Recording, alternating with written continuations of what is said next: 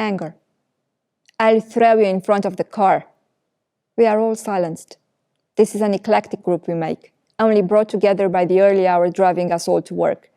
The mother dragging a reluctant child to kindergarten, or to the doctor's office, or to a grandmother permanently cast as babysitter, was fitting the big picture. Half asleep, children often slip abruptly into a tantrum attracting the Pavlovian gaze of the entire street and painting the parent's face all red. The looks are always accusing, as if she had done something bad, as if it weren't a common thing for all children to be angry in the morning, with the hands taking them out of their beds and driving them towards their institutionally governed diurnal life. I always feel sorry for the spotlight they get, and for all the instructions following from a comfortable distance. But this mother, yelling and shaking the child in the direction of the street, in front of the cars, she scares us all. Out of sheer instinct, we lift our hands between the child and the street. We exchange horrified looks, and now we do not touch them. We say nothing, or maybe we do, but we cannot hear our own voices. Only the time stands still in our throats until she lets her arms drop. When she pulls the child away from our petrified group in front of the crosswalk, we are almost in the same place, mentally. A strange feeling of angry inner helplessness, the kind which upsets the stomach, grasps each and every one of us. A few faint words are uttered, nothing of the cliché discourses about motherhood and contemporary parenting. This moment has drained us. When the light finally turns green, we cross to the other side, as if we were swimming towards a haven. We can hear the horn surrounding us, as well as the noise of a busy and violent city rushing in the morning, with all the name-calling and frustration overload being poured alongside fumes and gases on the pavement. But this scene stays glued under my eyelids.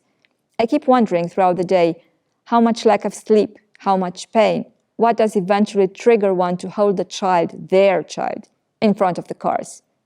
How and when is the line separating daily anger from the irrational, reproach from violence, and scolding from abuse finally crossed? When does one lose control of the wheel, or contact with the control tower? It's hard to say, especially in a culture like ours where the fist hits the table hastily and often, and voice-raising, shaking, smacking are rather norm than accident. It shows particularly at the very core of language. Mother's slap raises the child. I made you, I kill you, are set phrases which unfortunately refuse to grow out of fashion. Why does the blood simmer so promptly? Why are we so easily taken away? Why do we wipe off our humanity so swiftly? There are many answers. Because the root of anger goes deep into past pain, in everyday stress, and finally in overexposure to aggressive behavior as a unique model of communication. Maybe that is why escaping the firm grip of fury, a highly theorized process for many people in a number of imperfect steps, is eventually a model of freedom. As I walk home, I wonder what could have said the exhausted and possibly abused in her own turn mother who lifted her child in front of the car free.